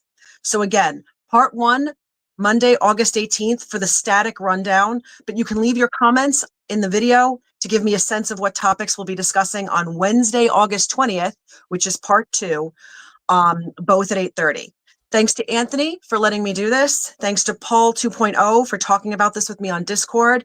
Thanks to all of you for letting me try to fill the void while Ant is gone. I truly hope to see you there. Nice. I love it. There's a lot I love about this, Erin C. There's a ton that I love about this. One, again, that I'm not involved. 2, that you're super passionate about it and that you know about this and that you predated Netflix. That's amazing. Yeah. In fact, one of the things I'm going to do in my first video is what I thought then and what is different now, like the difference between researching this maybe 5 or 6 years ago versus now. Things that I It's a crazy case. It really is. I highly recommend watching the before Erin C's show. Catch up on the details. Watch the Amy Bradley is Missing on Netflix. It's 3 parts, and I think they're like 45 minutes each or something, 45, 50 minutes each. Worth watching, worth your time. It's an interesting case. This happened a couple decades ago.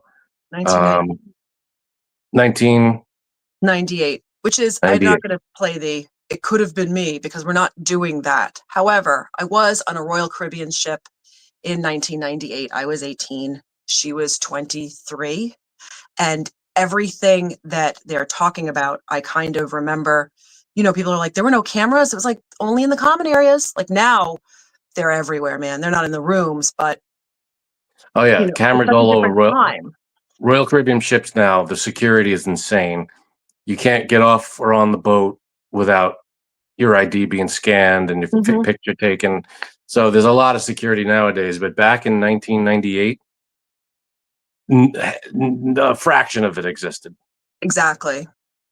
So we're going to talk about it. I know some of you don't know much. Some of you know a lot. There's everything in between. But yeah, I figured if we did a live video where I tried to do this stuff and we talked, it would just derail. So we're just going to do what I said. One video, just leave in the comments what you want to talk about after I do a rundown. And then on Wednesday, we'll have our true crime. I don't want to say party, but I'll say party to discuss everything. That's what I love about it, because it's like everybody has 9 days to watch this on Netflix or read about it or whatever, right? So that you're up to speed with it. And then, although the first episode on the 18th will be a pre-record, it's going to air live just like these shows do. So the reason why we're telling you is because this way Erin can get everything out without being pulled into a dozen different directions, and still have the ability to go in a dozen different directions in part 2, right? So don't act like, oh, why is Erin not acknowledging my thing? It's already in there, but it'll give you more stuff to then fuel the fire going into Wednesday, when everybody can get out there and you guys can go in every different direction you want to go in to talk about this, which I think will be really, really it's a fun way to do it. People are not going to maybe get this or realize this, but Frank and I have talked about this for years. There's a podcast called The Ringer. I don't get to watch every episode.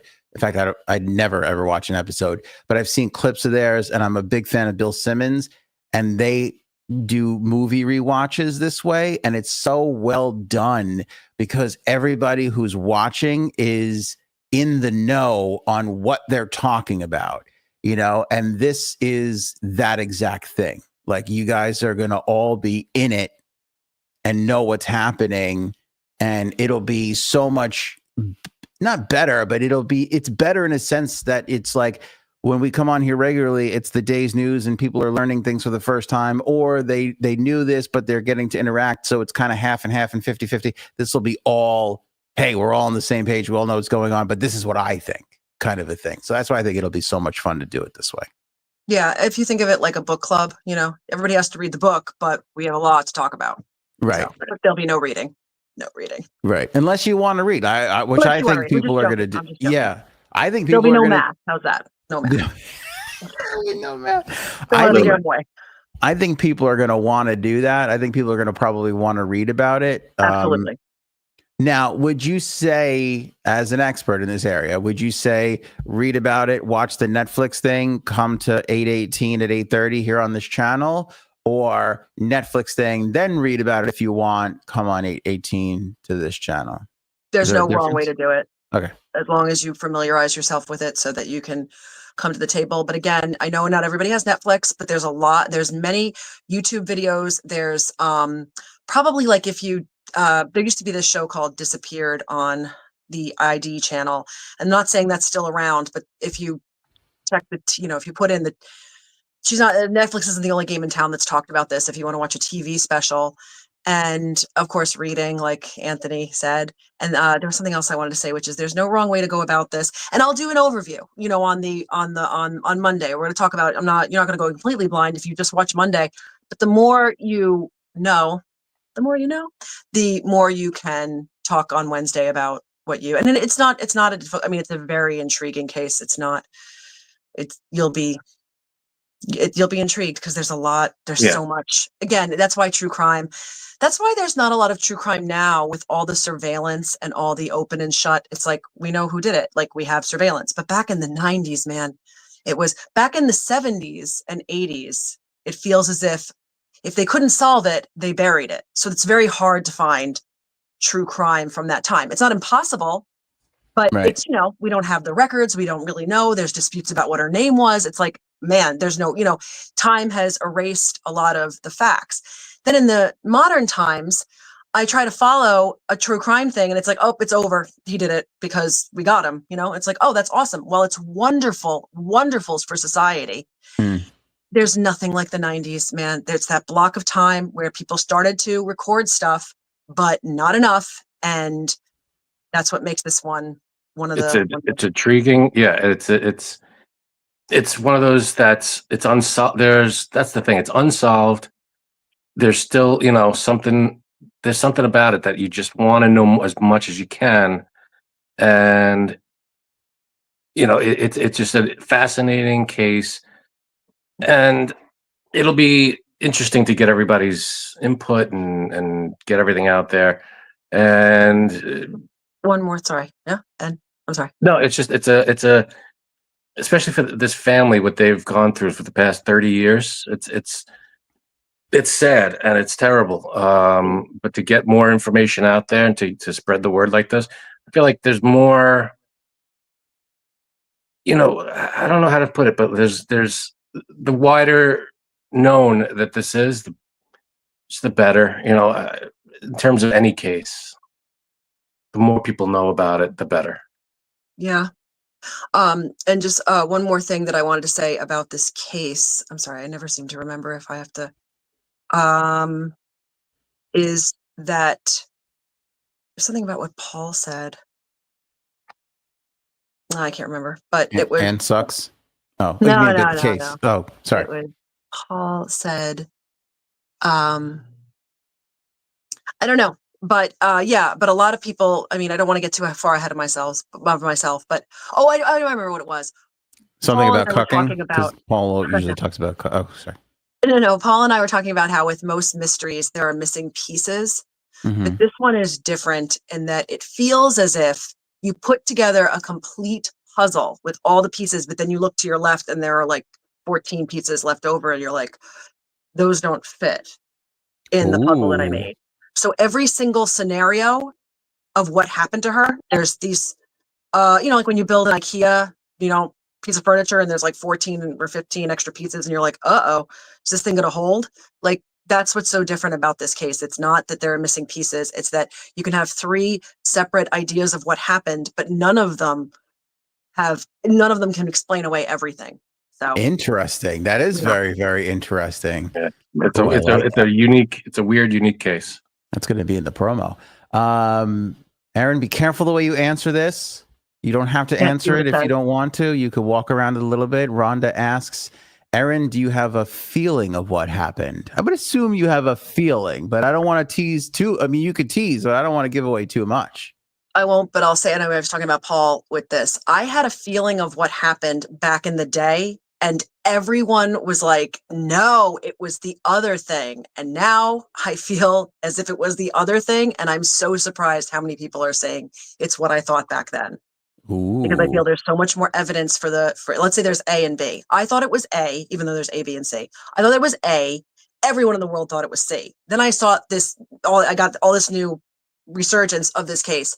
And I'm like, oh, I was wrong. It's C. And everyone's like, you're wrong. It's A. And I'm like, what? I was a believer in A back then, which sounds weird, but I am now thinking that it's what most people do, which is the option, which we'll talk about. But you know what? It's one of those, and then you put the C option up on the wall and you hang it real nice. And then it's like, but what about these things? And I'm like, I don't know. I can't fit those into my puzzle. I can't hammer those pieces in. They don't fit. So this is going to be fun. This is going to be a lot of fun. Now, I don't know about this case whatsoever. Can I take a guess at what happened to her? Sure. But if it's that if it's that Frank and I are involved, that's not what happened. No, that's hack. I would never do that. I mean, we could tell you, we could give you the, here's what's known. Okay. All right. Let me give you my theory. Let me finish. Let me go through the whole thing. And then you tell me if you think I'm on it or not. Okay. Amy, what's her name? Winehouse? Lynn Bradley. Lynn Bradley. Okay.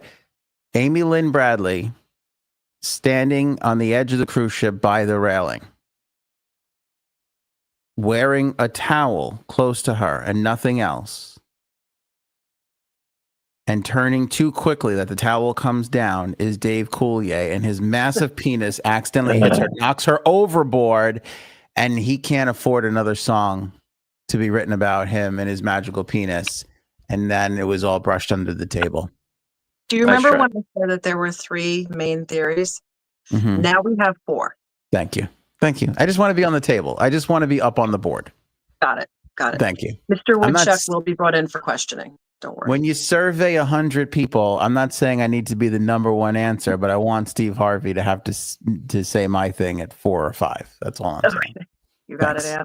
Thank you. I appreciate that. Um, We thank just you for told the opportunity. everybody to watch the Netflix thing, to read up on it, and we strongly encourage them to do that. I know that I look at all these comments. Some of these people are lazy sacks of shit, even though I love them. I'm a lazy sack of shit. I get it. What if they don't do any of that? Can they still come? Of course you can still come. It's more the idea of I've gone to a book club and not read the book. It's been very, very interesting. It's Mhm. just, that what you, actually it was about Lizzie Borden. I just remember that because I was like, wow, how fascinating. But not Lizzie Borden, but this case, it's more like what you put in is what you get out. I don't know how much you can talk about it if you don't know anything about it, but you just saw Ant do it. So maybe you can. And also, yes, of course, I would never turn anyone away. Nobody. I would love more people, the better. If you just want to listen, if you after listening to people talk, you have an idea, that happens. Just Yeah. be in the chat and then be like, oh, did you think about this? The more people, the better. All are welcome. All are welcome. All right. I like the idea that you're not going to turn people away, but can I give you some hosting advice? Of course. In the first 5 minutes, Robin, Bird, or Miss Justice, have one of the moderators just boot somebody out, just to show that you're running the show. It's your house. Velvet rope. Yeah, the first Show person ID. to say who is this or why is this, just have them fucking removed immediately. It'll be great. You banned. Yeah, Right. ban them. Yeah, ban them right away. Did I ruin it by I'm getting a lot of feedback that I might have killed the True Crime Podcast with my theory. That's clearly what it is. I don't know. It might be shorter now, but we'll still try. Okay. All right. Paul says she was a lesbian, if that's relevant. Is that true? She's a lesbo? She is, and that's part of, I feel like I'm telling too much, but that's Okay, don't part tell. of what. Okay, so originally I thought theory I feel like A, you're going to go too far. I feel like Okay. we're going to go too far. basically the fact that she's a lesbian is relevant because I didn't know that when I thought that it was a little, I had my theory, but it wasn't confirmed back when I was researching it last time because everybody was kind of quiet about that because of whatever, the stigma and all that back in the day, which influenced what I thought back then. Then Paul told me not only is she definitely, but everybody, it's confirmed, her family says it, everything. So now that's why it's relevant, is because it actually informs the theory in a way. But you got to tune in to find out what that is. I'll tell you what, it's relevant to me because if all things are equal and I have a chance to watch a lesbian versus a straight person, I'm picking lesbian 10 times out of 10. It's not even close. It's not even close. They're more interesting. They're better. Are you thinking of canceling your trip, Ant? I am. I'm thinking about buying the internet package just so I can watch along with everybody, if we're being totally honest. That's so funny. If we're being totally honest. Because I was hell bent on unplugging, but now I kind of feel like I don't want to miss out on this. But Do you have a balcony room? we do have a balcony room. Yeah, All right, I don't be want careful. Cuddles seeing this. That's the only problem. I don't want her disappearing me the way I don't want her learning some insight to be like, oh, I could push this fat fuck off and finally end this nightmare. No. All right. Thank you, everybody. Thanks for sticking around, and thanks for letting me do the announcement. All right, thanks, Aaron. So Bye, guys.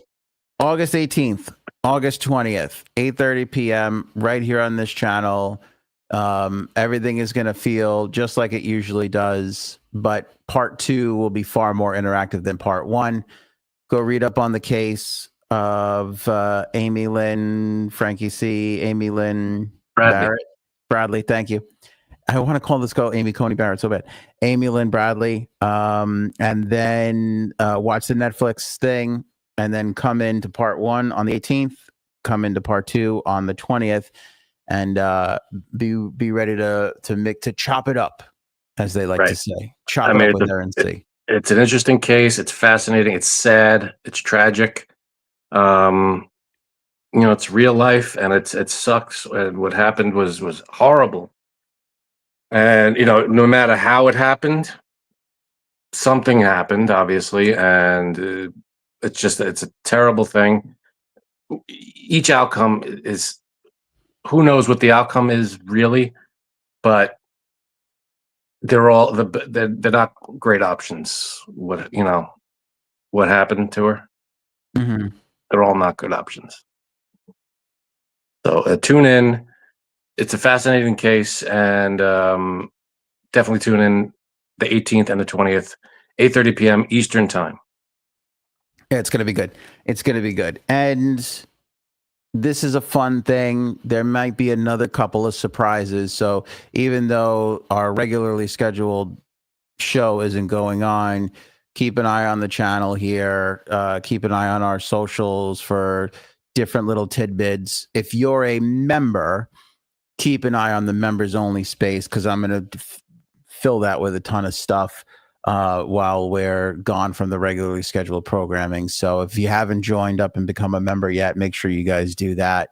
And then I don't know. I know that Erin's really super passionate about this, but I wonder if we got something here, if it works out well, and there's other stuff that is true crimey and she likes to do. I think that could be a fun, because we've dabbled our toe in a segment here or there, and it's been good. Yeah, it's one of those. It's fascinating and it's intriguing. So if you're into that kind of thing and mysteries and unsolved cases, that's the kind of thing that this is, and it's just something to get your mind working on this kind of a thing, and it'll be interesting.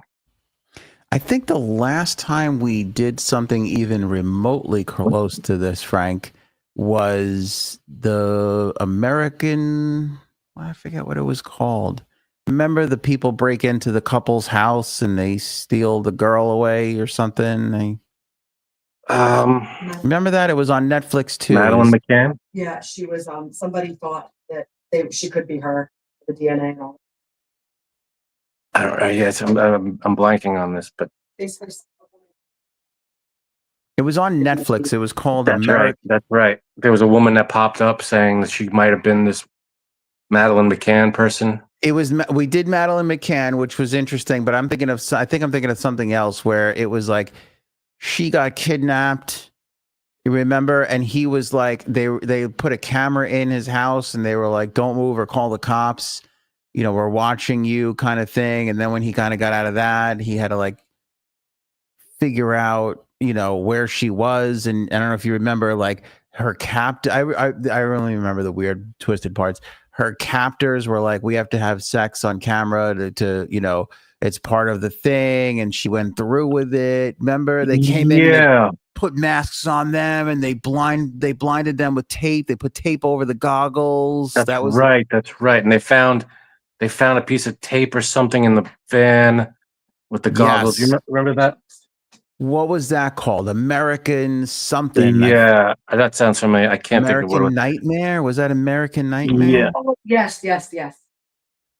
That was That's right. fun. That was a good fun. I mean, it was a crazy. None of this is fun. Let's get that out of the way. Right. Yeah, but no, intriguing from it. Like that's why people Intriguing. Not fun to these people are obviously there's a lot of tragedy going on here. Yeah. But it's going to be fascinating, and just so many theories about all of this. So we'll see how it all works out. What you guys think actually went on? Yeah, so it's going to be a lot of fun. All right, the true crime episodes, very special presentation here on the podcast. Amy Lynn Bradley's story, August 18th, August 20th, part 1 and part 2, 8:30 p.m. Tune in right here. Follow on our socials for updates and everything else. Actually, as we speak right now, you can go to our YouTube channel and our Facebook as well, and you could see part 2 is loaded up. Part 1 will be there soon.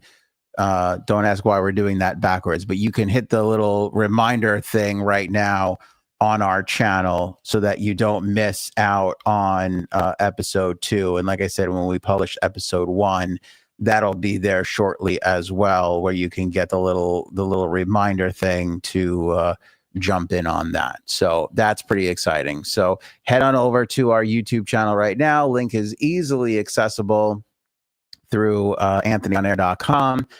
I'll pop it up here for you, Frankie C, just so you know I ain't lying. There it is right there, upcoming. So you can hit that little notify me button, which I'm going to hit right now. Blink. And you can get on the list so that you will get the bell notification when the episode goes live. Do that right now. Search Anthony on Air on YouTube or click the YouTube link at anthonyonair.com and hit that bell notification so you're in on it for when Aaron C goes live for part 1 and part 2. That's right. Anything else you got there, Frankie C? All good on my end. Make sure you pick up Oval, written by Aaron C. It's a great book, available today on Amazon. There, Anthony's holding up a copy. You can buy your book today or download a digital copy as well. Link in the description below on YouTube. Oval is a great book. Check it out on Amazon. Pick up your copy today. Any truth to the rumor that Aaron C wrote this after breaking up with Dave Coulier? You have to read the book. I can't reveal that. Can't confirm or deny? Can't confirm or deny. It's all in the book. Whatever's going to be in the book is in the book. Fair enough. Yeah. But when you get to chapter 19 and Uncle Jesse drives by with Dave Coulier, don't say I didn't warn you. We can't confirm that either. Yeah. It's all unconfirmable. Anthony, have a good vacation. Thanks, buddy. Appreciate that. And I'll miss everybody. But some of you may see me sooner than you think. So just keep that in mind. What does that mean? I don't know. Now who's giving out cryptic messages? It's all a big mystery, like where Amy Lynn Bradley is right now. That's it. Appreciate everybody. Thanks for all the kind words. Make sure you hit the like button. Make sure you share this episode. Tune in August 18th and 20th for the true crime, and show me potato salad. I'll see you soon, shortly thereafter. Maybe we should go now. Go ahead. Bye. Bye, everybody. Click the thing. I'll never let go, Jack. I'll never let.